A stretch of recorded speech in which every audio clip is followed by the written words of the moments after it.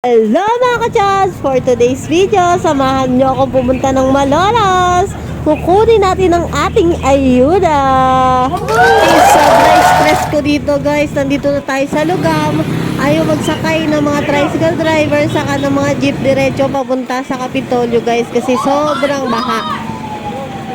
Sobrang tagal kong nag-aantay dito guys. Pero thank you Lord, meron naman jeep na huminto para isakay kami at dumiretso kami sa Kapitolyo.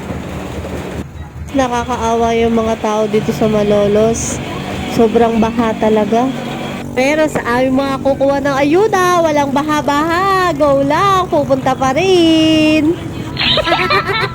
Shout out sa mga politika dyan. Sana sa susunod na magbibigay kayo ng ayuda, hindi naman yung pahirapan. Charis! Pero alam nyo, sobrang stress na talaga ako kasi pagod na ako, tapos gutom na din ako. Tapos pagdating namin dito, sobrang haba ng pila.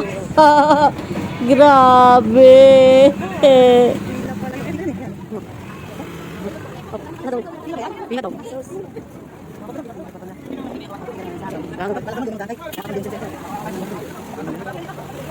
Guys, tignan nyo itsura ng kachapsyo dito.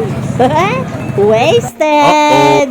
Pero kahit ganon, pipila pa rin. Sayang ang 5-6. May pa-previous na lipo nga. Seryo? Akala, ikwento ko lang sa inyo yung katangahan ko. Kung kailan, ang tagal-tagal ko na nag-aantay, kung kailan malapit na ako doon sa loob, yung nasa likod ko nagkwentuhan, kailangan pala nung original na ID kasama nung Xerox, ipapakita doon bago ibigay yung ayuda.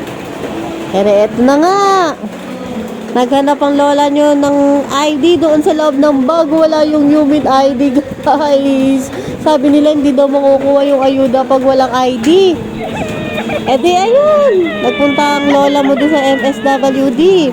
Buti pumayag sila na okay lang daw na ibang valid ID, iba Xerox lang daw, tapos patatakan doon sa loob. Di ayun na, tuntua naman ako kasi may lisensya ako dala ko yung lisensya ko. Thank you sa lisensya ko. Nagkaroon ako ng 5-6 hanggang sa nakapasok na nga ako sa loob.